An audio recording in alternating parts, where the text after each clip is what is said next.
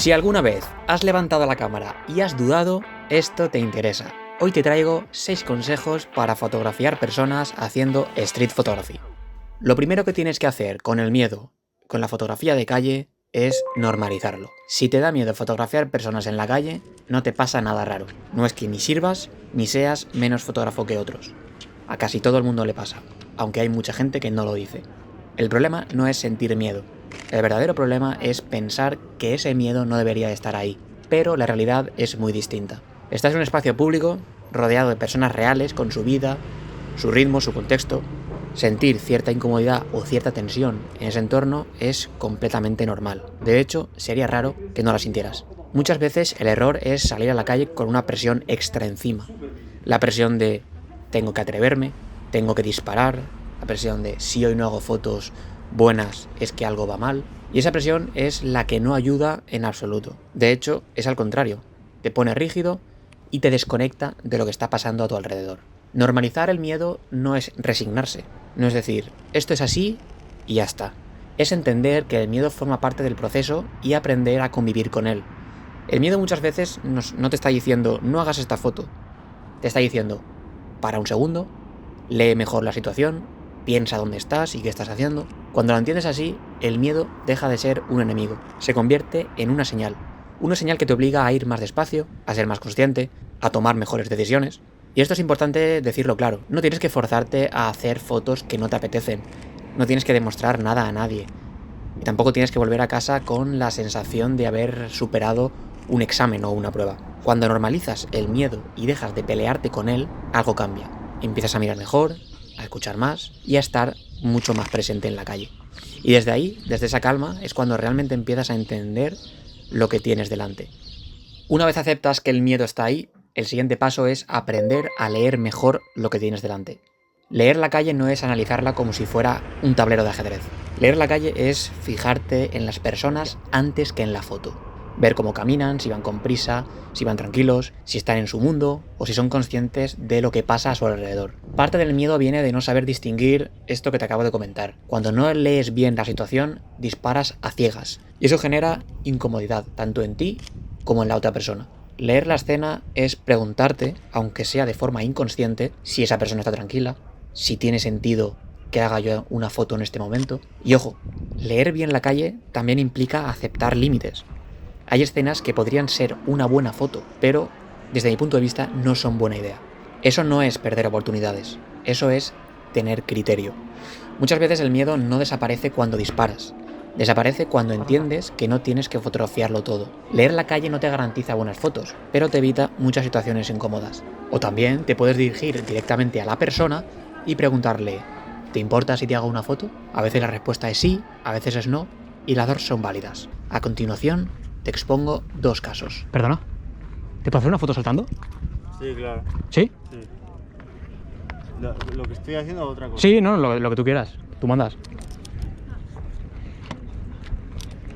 Cuando tú me digas. Cuando quieras. Ya.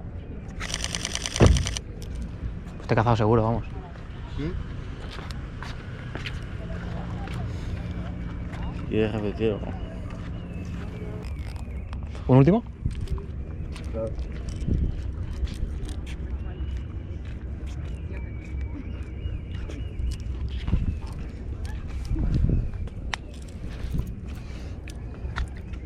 Vale. ¿Ya? Sí. Qué guapo, tío. Gracias.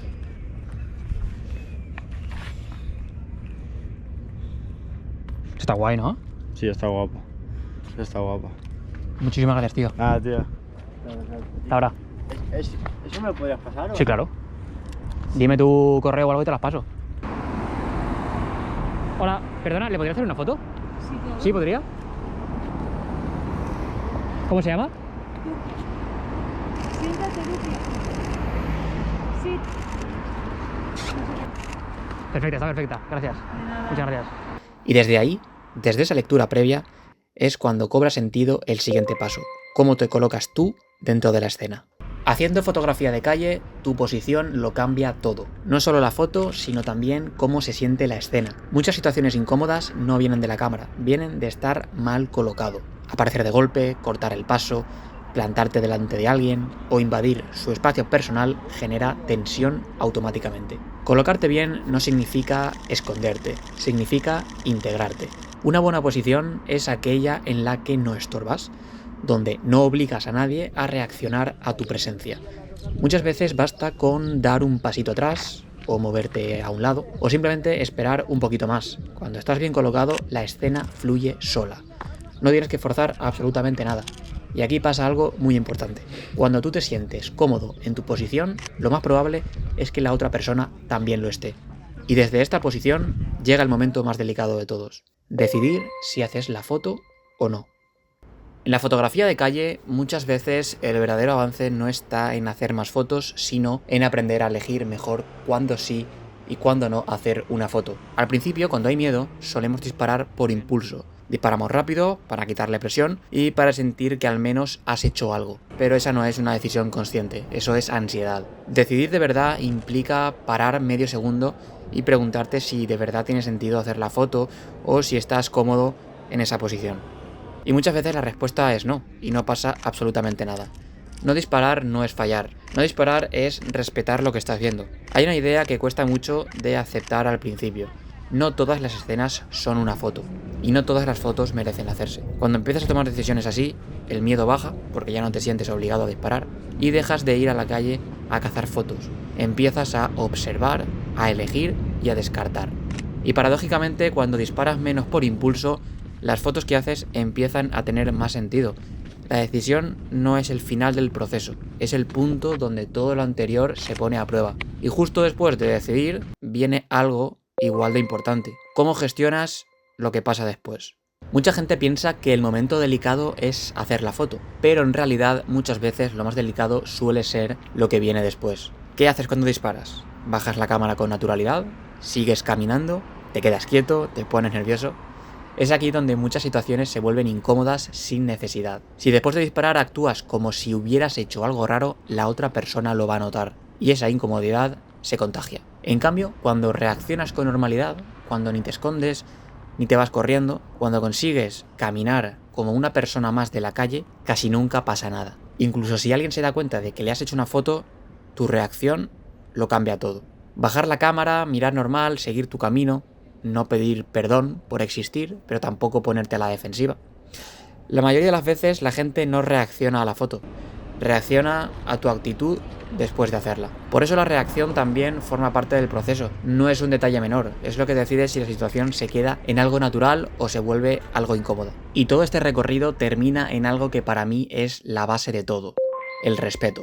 La fotografía callejera no va solo de hacer fotos, va de cómo te comportas en un espacio compartido. La calle no es un decorado, y las personas, por supuesto que no son personajes secundarios en tu historia. Por muy buena que pueda ser una foto, no merece la pena si para conseguirla tienes que incomodar a alguien. Es también una cuestión de empatía. La empatía consiste en ponerte en un segundo lugar, pensar cómo te sentirías tú si alguien te fotografiara en ese momento y sin avisar. Y ojo, esto no significa que no se pueda fotografiar a nadie, significa que hay que hacerlo con cabeza. A veces una escena puede ser interesante visualmente o puede ser muy impactante, pero desde mi punto de vista no tiene mucho sentido. Y saber renunciar a esa foto también forma parte de la fotografía callejera.